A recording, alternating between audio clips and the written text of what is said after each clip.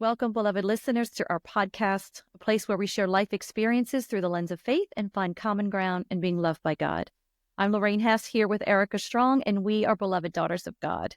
It is our goal that you feel beloved by God as well. Today, we are very excited to welcome a guest. This is our first guest since our episodes have started, and I'm going to turn it over to Erica, and she's going to introduce Kim. Well, before we get started, Lorraine, we have to open up in prayer. Would you do that for us? Absolutely, yes. Okay. Heavenly Father, we thank you for this opportunity to share a conversation with our new friend Kim, and for our listeners, we just ask you to bless all of our conversation. We thank you for your wisdom and for your wonderful, just your guidance through these episodes, and especially today. We just ask you to cover this conversation. Let it be impactful for all of our listeners, and we pray that all of our words just come from you, and we ask you to bless us with wisdom, with understanding, with right judgment, and with love and patience, and with great listening ears. I make this prayer in Jesus' name. Amen. Amen. Okay. I'm just so excited because my sister, my friend, like my confidant is here with us today. I'm sure you guys know who Kim Fields is, but I have to tell you who she is to me. She is my dear, dear friend. I mean, everybody know her to be on the screen and even behind the camera. She's my sister that has two beautiful boys that are like almost grown men now. And someone that we just really connected from the first time we met, and linked arms have been together forever.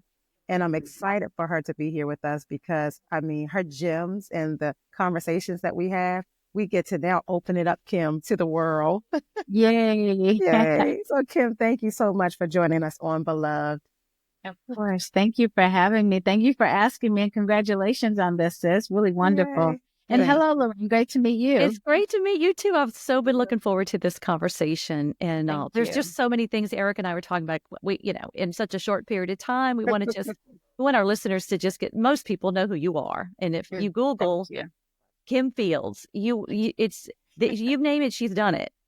And Thank so, you. one of the things that I just love about you is that throughout your life, you've been just we're a childhood star, and then you never stopped being successful. And you have reinvented yourself, and you have found new skills and new goals and new dreams. And and I would love for you to just tell our listeners just a little bit about your history and like how you got to this point. And because it's a beautiful story.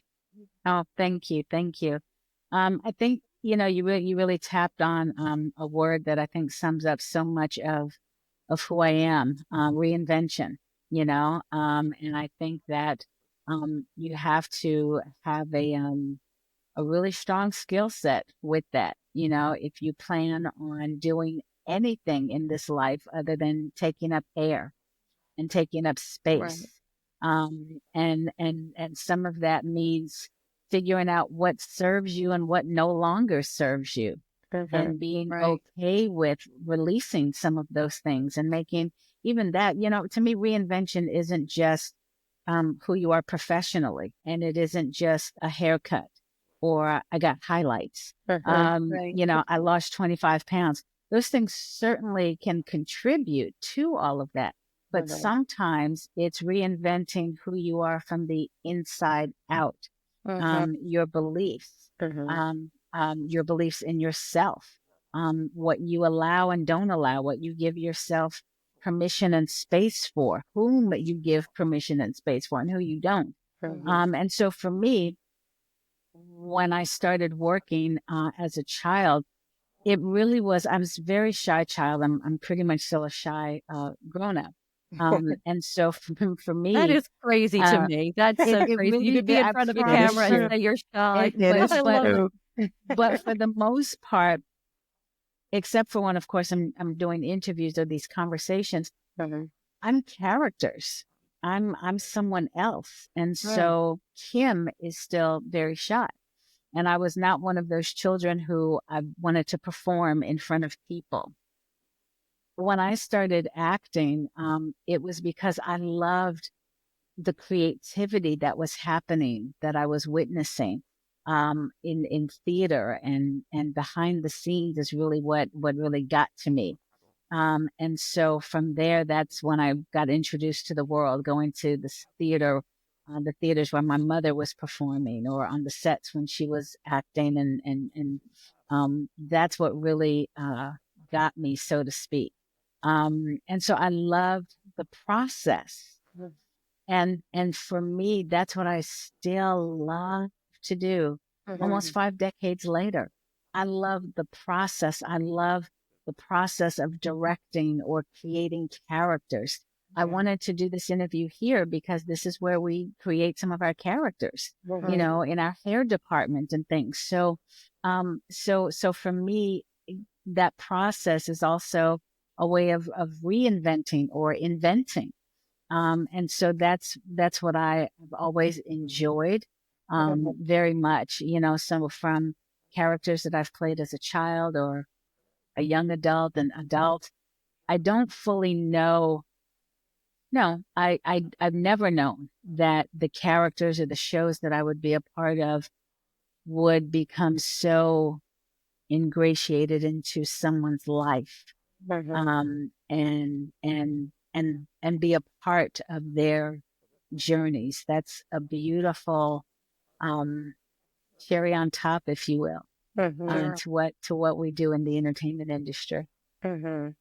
Kim, one of my questions is, I've watched you in every element, right? As a mom, as a friend, as a director, as, talent, just all over the industry, right? And Yeah. when you started to your refresh, platform, that was another hat that you had to wear, right? That was another Yes. change. Literally. Literally. That was Yes. another change. That was another direction. Like, can you speak on the courage that it takes? And tell our listeners too what refresh is, because Sure. I'm sure they would love to hear about this. Sure. So back in 2020, like most people dealing with COVID and lockdown and quarantine, and something that was incredibly new for the globe, for everyone around the world. It wasn't just something that was here in the States. It wasn't something that was relegated to a generation or a gender or race. It literally affected everyone around the world. And like most people, I had those moments where, your mortality comes into question, your health comes into question. And I just kept wrapping my mind around this concept of sacred breath, because of course, the respiratory system is what was affected by COVID. And the idea of how sacred breath is. And so I just started, like there was this curiosity, this yearning of wanting to really explore that and explore wellness on a different, very, very different level. And the like most people, because you had all the time in the world to research whatever you wanted to during 2020. And I just kept feeling like I wasn't being fed in this space. There was nothing and no one for me in that space. And not in terms of a woman or a woman of color or a woman of a certain age. It was just literally as a human being. I just wasn't finding anything that resonated with me. And so I decided to start, just looking and then sharing what I was finding, only to find out other people needed it too. And so Refresh was born from Proverbs, 11:25, whomever refreshes others will be refreshed. And not that I was looking to, that wasn't my ulterior motive. Like, let me do this for y'all so that I get something too. Not at all. Again, it was another wonderful cherry on top. Like, oh, and then this happens as a byproduct. Oh, and so Refresh was born first online on social media with conversations, asking questions of people who were in these spaces that you just didn't know about, that you didn't really hear about, who were well springs of information and ideas and, activities and things. And people really gravitated toward them. And so it became this weekly series, and then it became retreats, and then a whole brand and all sorts of things. And so that's Refresh by KF. And that's the website. That's people can Refresh by find information KF on is that. the website. And then Refresh Retreat by KF. That is our website for our events and our retreats. And Erica blessed our socks off by being one of our inaugural retreaters and wellness collaborators. And she did a phenomenal job, of course, as I knew that she would, in terms of sharing so much of who she is in the space. But even with that, it's like, wow, people need to hear some of her stories. People need to have her pouring into. I've been blessed so much by what Erica has poured into my life and my person. And so just knowing, you know what, you need to. There needs to be some other folks that get this. I can't keep you to myself. Right? Yeah. Right. That is and this amazing. is for men, for women, for any age everyone. group, everyone. It's for everyone. Absolutely. It is for everyone. The retreats, the conversations, the information on the site. I wanted it to be an experience that everyone could really relate to, because that was part of my issue, was wellness didn't seem accessible or attainable for everybody. We're one of the few platforms that has real conversations and inclusive conversations for men. We're one of the few retreats that really has, our whole platform for men is called Refreshments, and the MEN is in uppercase letters. That's great. There. But it is definitely for everyone, because everyone needs, at this point, everybody needs a refreshing. I'm looking at my 11-year-old like, man, you've been here a decade. The world has been through something. I know I didn't want to say it while you were on here, but it's like, if you have been here for a minute, you've been through some things already. Already. And so we all need that type of reflection. Yeah. And I noticed, I did my homework, and it just looks fascinating. But you're talking about not just physical wellness, emotional, and all of that, which all of it works together. When we're emotionally unwell, it affects our physical, and when we're physically unwell, it makes us depressed. And so it looks wonderful. And thank you. So hopefully people will go to the website and get some more information on that. Absolutely. It's an experience that we are growing and curating. By the top of the year, if not sooner, we'll have our Refresh by KF ecosystem that basically, just kind of connects all of us in a very fresh way, to be able to share and to pour into one another. Certainly more retreats and events and things. And it's like, then in the middle of doing that, I got to run and film this episode. So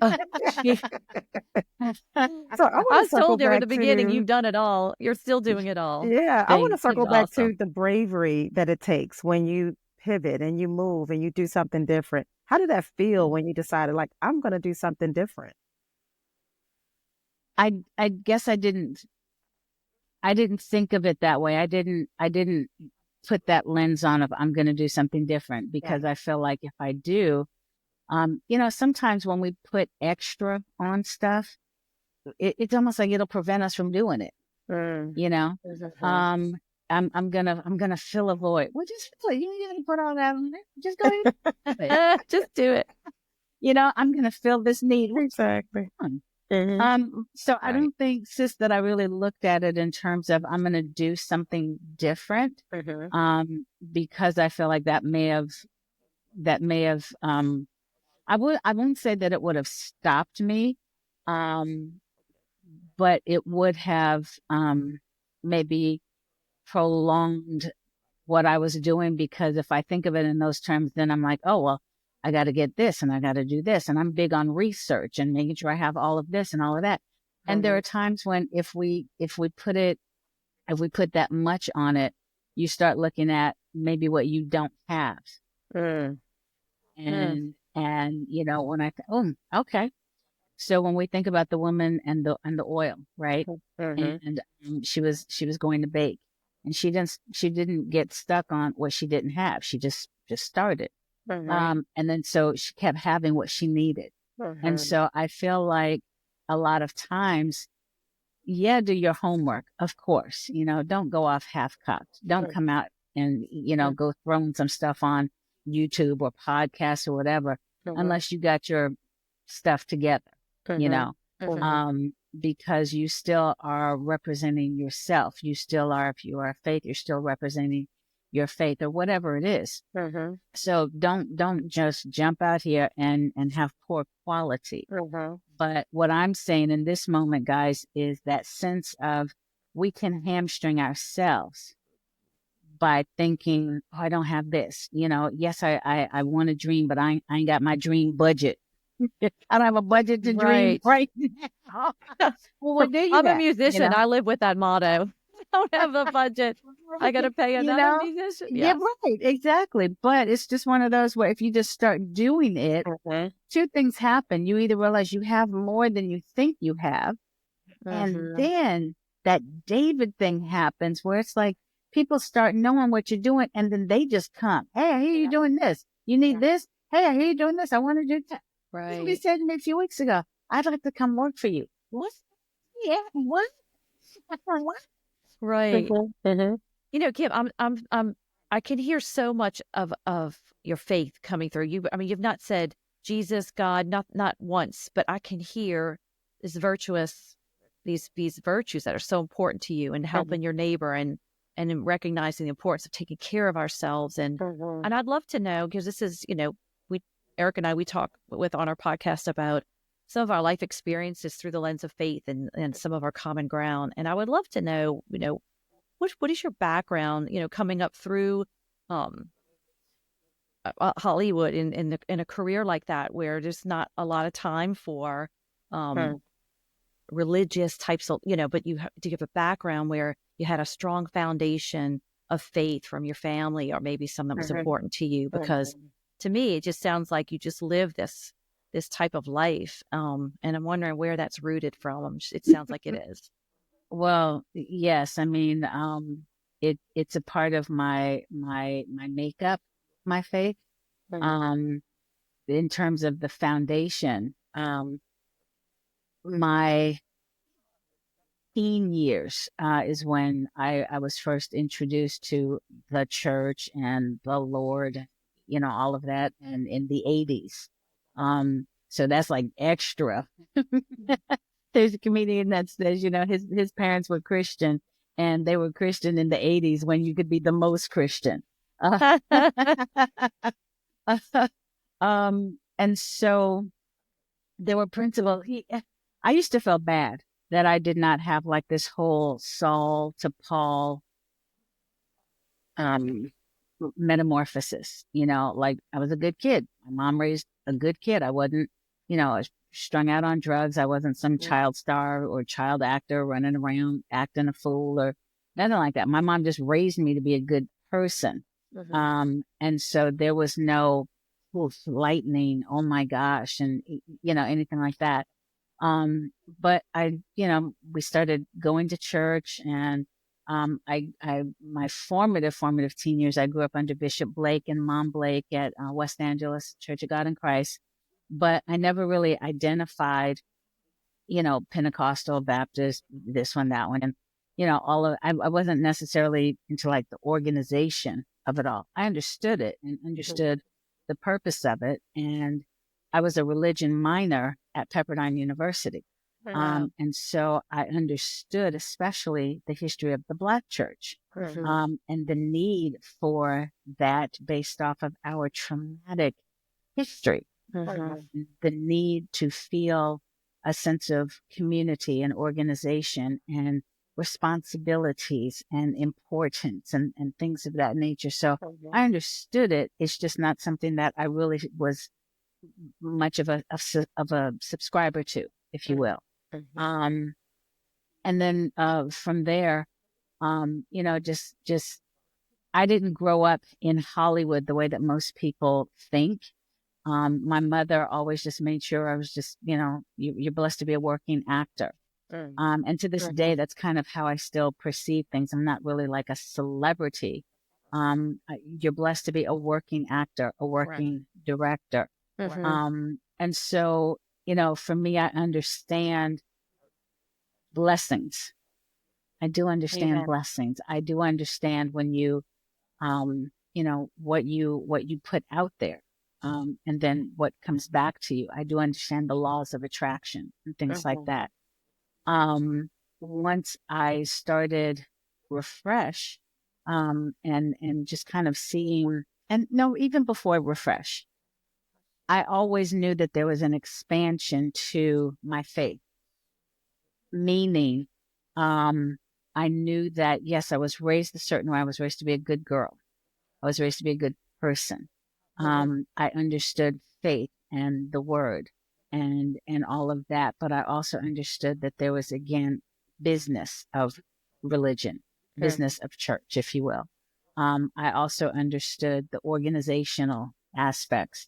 And so, just kind of supplementing some things, figuring out, okay, well, I'm at this age now. Let's do inventory. What's working for me?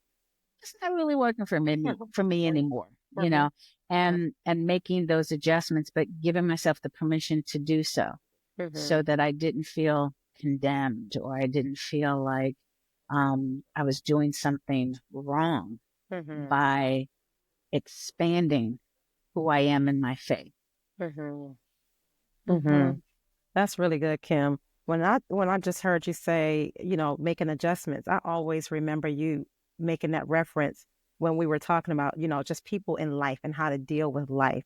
Like you always say, make adjustments in real time. Give us that analogy of that tightrope that you kind of, Sure.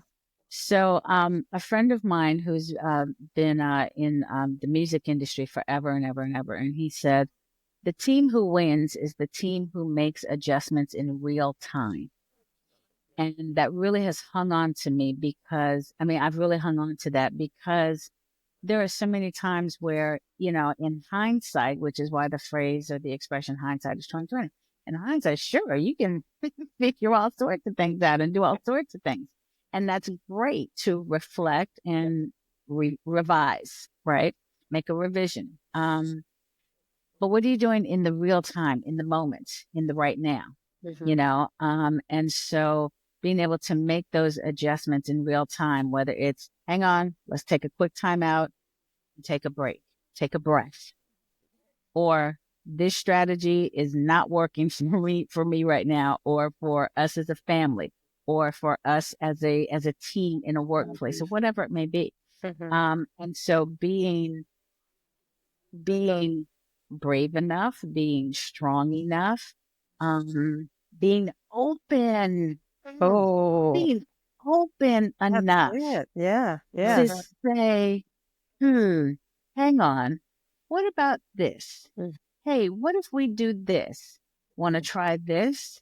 Hang on, we tried that. That did not work. So before we let that history repeat itself, what about this? Right. You know what I mean? So I'm a huge fan of being able to assess in real time and make those adjustments in real time. The tightrope analogy, people ask me quite a bit about balance. Apparently, I give off an aura that I'm a very balanced person. And I think I'm, perfectly imbalanced in my balancedness. But the thing for me with balance, maybe 25 years ago, I came to this revelation, because honestly, that's how it landed with me, that balance does not mean equal parts into everything that I'm doing. Balance does not mean, oh, I'm going to give 50% here, 50% here. Oh, I'm going to have that work-life balance of, here's half of my time with work and half of my time for my family and friends and my out of here with that. You ain't gonna get nowhere. Right. And so I realized when someone is walking on one of those wire ropes, a tightrope, right? They are balancing on this really thin wire with all of their weight, with all that they have. And with each slow step, they first of all, they go in forward motion, but they are constantly doing this. It is a constant redistributing of your weight, of all of these percentages of you with every breath, with every moment. You are constantly redistributing that to stay balanced. And that's when I realized, oh my goodness, it isn't 50-50. Oh, it might be 20% here. And now my coffee has left the building, so we're not going to get into percentages right now. So yeah, I want to hear about that. We're not closing this conversation without listening to his signature blends. Is on my list. But my point is, we're not going to sit here and dissect. Now she said 20% and 40% and then 75. Kim, that don't 100. It doesn't bring. Yeah, do you get the 110 if you need it? Right, don't get caught up in the details, family. Get the message. So they told me there would be no math in this podcast. I thought there was no math. Right. Exactly, no math. But that really became like a game changer, a revelation to me in terms of, oh, so if I give 5% here, but it is a darn good 5%, that actually felt like I gave 135% right there. But I gave myself permission to be okay with and not feel guilty and not beat myself up, not have self-grace and self-compassion to say, this is all I got for this right here. This is all I got right here. But it is more than enough. It is more than enough. So that then over here, I got, a whole bunch to give right here. Okay. Because I'm constantly doing this to redistribute to keep my balance. Now, here's the other part. Normally, someone walking on a tightrope, they're holding on to something, right? They normally hold on to that pole. They're holding on to something to help maintain that balance. So I kept thinking, well, Kim, what are you holding on to? I hold on to my village. I hold on to my faith. I hold on to my curiosity. I hold on to my permission. I hold on to the things that I'm learning. And then I let go of the stuff that's like, no, you kind of making the balance not really helpful right now. So those are two concepts that really, keep me perfectly imbalanced. I love that story, and I love every time you tell it, because as many times as I've heard it, I need to hear it again and again. And I love that our listeners get to hear that analogy of balance, because we psych ourselves out thinking that we need a perfect balanced life for everything to be okay. It's never going to be perfectly balanced. So I love that perfectly in balance. And I think back, I wish I had had this conversation with you about 25 years ago when my 4 boys were little, and I was feeling guilty that I had a rehearsal to get to, and I fed them McDonald's once again, or hot dogs and mac and cheese, when I'm like, oh, they should have something healthier. And they were perfectly happy having McDonald's. And so why couldn't I let that go? Because I'm like, well, tonight I need to give the 90% or the 70% to something else. So that's a beautiful analogy. Well, I thank you, but also, then we have to rewind ourselves and go, well, where did we get that from? Where did we learn that from? Where did we ingratiate that into our psyche? And then give yourself the permission to either adjust it or let it go. If that's not working for you, if it does not serve you in who you are now and who you're becoming, you better let that thing go. But that's a good point. Who you are now. Yeah. Which sometimes we hold on to who we were 5 years ago, who we were 10 years ago. And, I had children at home for 29 years. And then when I dropped that last one off to college, I was like, who am I? Yes. Well, I don't know how to cook for 2 people. Who am I now? Yeah. And that's a great point. Sure. It's we are constant works in progress, Mm. and when we think we've arrived, and sure, you can, kind of settle into your groove of, okay, I like this aspect. I like this aspect. This is making up a good chunk of me. We still gonna work on this part over here, but okay, this is all right. And then you go, sometimes we make adjustments based on a certain birthday coming up, or a certain anniversary of something, an anniversary of a loss, an anniversary of a love, an anniversary of a passing, an anniversary of a milestone, all sorts of things that start to inform. Oh, I need to do this. I needed to have been here. We have our to-do list. We have our vision boards. We have our all sorts of things. But once we learn how to be pliable, and that, last I heard, that's Bible, that's, you want to be that clay.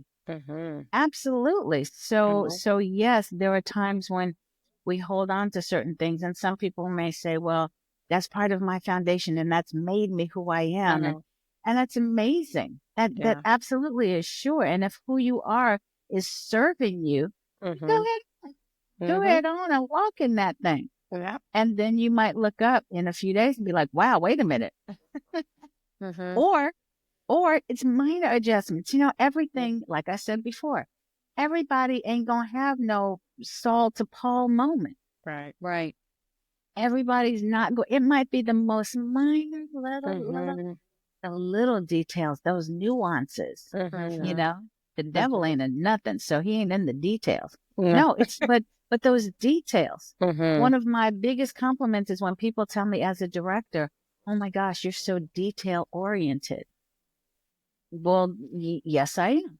Yeah. Because I feel like when you have a camera, people can see everything, every little everything. So of course the detail matters.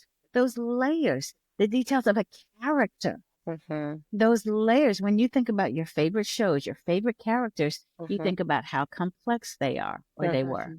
You think about how interesting and intriguing they are. So it might just be little things. You might have had the same haircut for 75 years. But then if you go, what if I do a little highlight here, a little low light here? Boom. So it can be the little things. Right. It doesn't always have to be big. Yeah. Not at all. Yeah. A win is still a win. A change is still a change. I remember when I was turning 45, and I was just so dead set on having a goal accomplished. And I thought, like, man, I didn't accomplish it. I was beating myself up. And then just through that, cycle of insanity, I remembered that I lost my mother when she was 45. And I'm thinking, like, whoa, I made it to 45. So anything after that was like a big, big blessing. And so every year after that, I was just like, I am so grateful now, Mom, I'm living for you. So I found another purpose that wasn't wrapped around a time stamp of I needed to have something done by a certain date. So I love that you said that.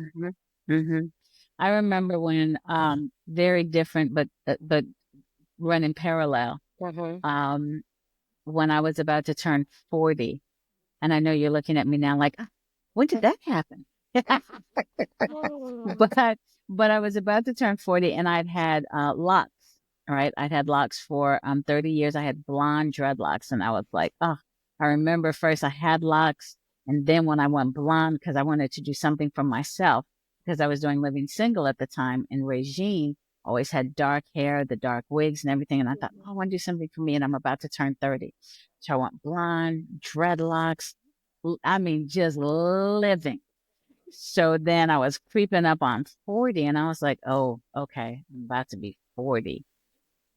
Okay, maybe I'm supposed to change now. Maybe I'm supposed to have a change. And so I cut my locks. Didn't know Erica at the time. And so I just cut my locks and didn't have planned the first and with what I was going to do with my hair and my look and everything. And I would just put on a hat. I was directing a lot for a very famous TV show. And I would just go to work and just, go to work and put on my cap and everything. And I thought, I got tricked.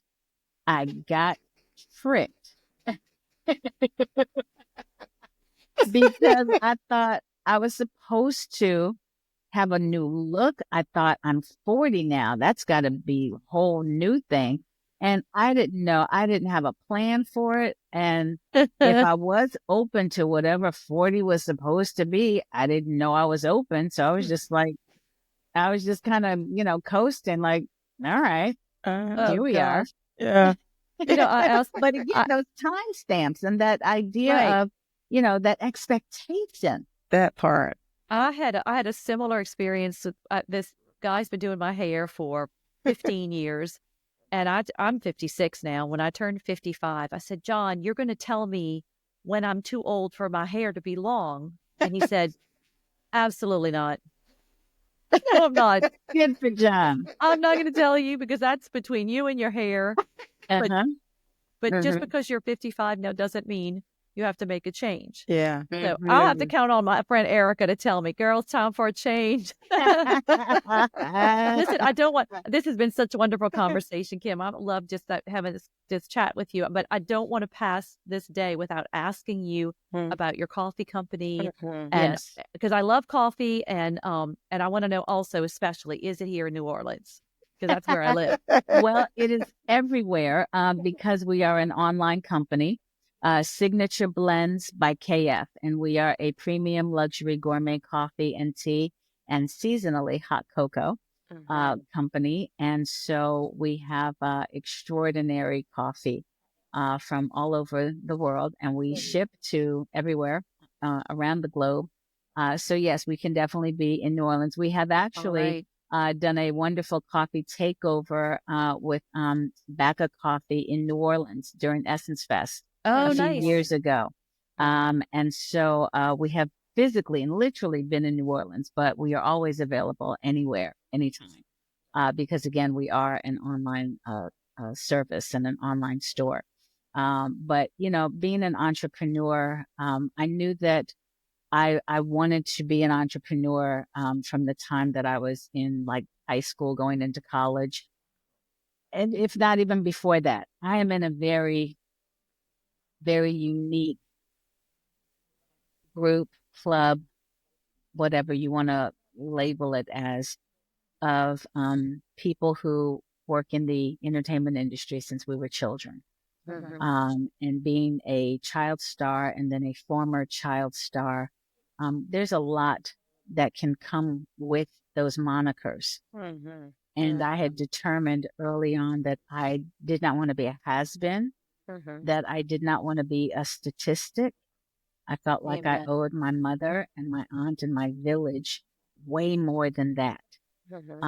And so there are those moments when you are working on something, and then when you either know it's going to come to an end because you've been told, or you just know nothing can last forever.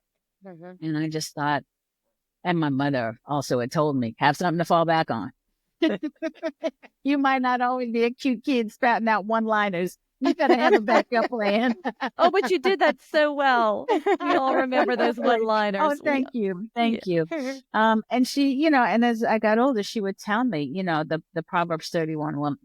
And she rises early and she has her own businesses and she does this and she does this. So again, going back to some of my foundational elements, I definitely knew that I wanted to be an entrepreneur, but I didn't know what I wanted to do, in what space, what industry. And then while I was doing Living Single, I realized it's coffee. That's what I want to do. I want to have a coffee house. One of my rooms in my house was a little coffee house. I knew that as I got a little bit older and I started really exploring business, reading, I was faithfully reading Black Enterprise and Entrepreneur and Inc. magazine, just all the magazines and business biographies of people who had built different companies.